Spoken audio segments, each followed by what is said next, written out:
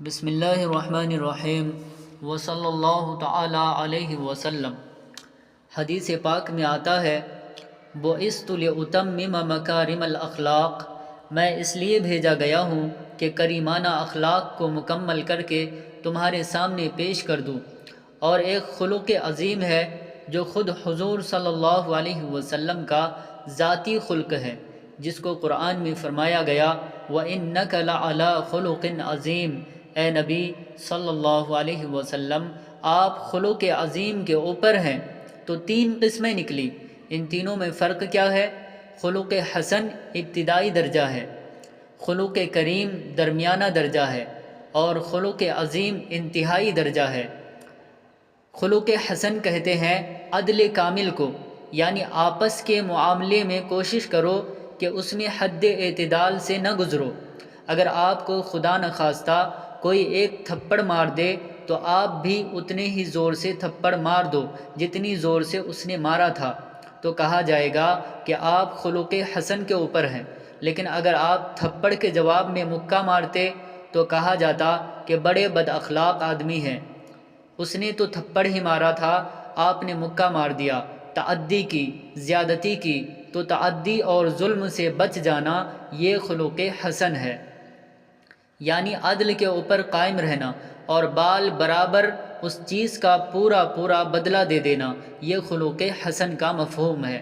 اسی طرح اگر آپ نے کسی کو 1 روپیہ دیا ہے اور آپ خواہش مند ہیں کہ بدلے میں وہ بھی مجھے 1 دے، تو یہ خلق حسن کی بات ہے۔ اور اگر آپ یوں کہیں کہ میں تو دوں 1 اور اس سے وصول کروں 5، تو کہا جائے گا کہ یہ بد اخلاقی کی بات ہے، یہ زیادتی کی بات ہے۔ تو خلق حسن کا حاصل اعتدال اور معاملات کا عدل ہے۔ علی ھذا القیاس اگر کوئی شخص کسی کے اوپر حملہ کر دے، اس کی آنکھ پھوڑ دے، تو اسے بھی حق حاصل ہے کہ حملہ کر کے آنکھ پھوڑ دے، مگر 1 ہی پھوڑے، 2 نہیں۔ 2 پھوڑے گا تو کہا جائے گا کہ ظالم ہے۔ تو غرض خلق حسن کا حاصل یہ ہے کہ عدل بدل ہو تو پورا پورا ہو، عدل کے مطابق ہو اور انصاف کے مطابق ہو، اس سے گزرنا بد اخلاقی ہے۔ دوسرا درجہ خلق کریم کا ہے، اس میں عدل بدل تو نہیں ہوتا، اس میں ایثار ہوتا ہے کہ دوسرا زیادتی کرے آپ اسے معاف کر دیں۔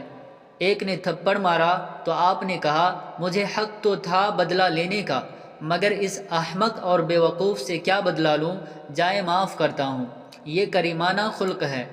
دوسرے نے گالی دی، آپ کو بھی حق تھا کہ اتنی زیادتی آپ بھی کرتے، لیکن آپ نے معاف کر دیا، تو یہ ایثار کا درجہ ہے، اس کو خلق کریم کہیں گے۔ اور تیسرا درجہ خلق عظیم ہے، اور وہ یہ ہے کہ آپ کے ساتھ کوئی زیادتی کرے تو نہ صرف یہ کہ آپ معاف بھی کر دیں بلکہ الٹا اس کے ساتھ احسان بھی کریں، یہ خلق عظیم کہلاتا ہے، جس کو حدیث میں فرمایا گیا سل من قطعک واعف عمن ظلمک واحسن الی من اساء الیک، جو تمہارے ساتھ قطع تعلق کرے تم جوڑنے کی کوشش کرو، اور جو تمہارے ساتھ برائی کرے تم اس کے ساتھ بھلائی کرنے کی کوشش کرو، یہ خلق عظیم کہلاتا ہے، اور یہ خلق جناب نبی کریم صلی اللہ علیہ وسلم کا ہے۔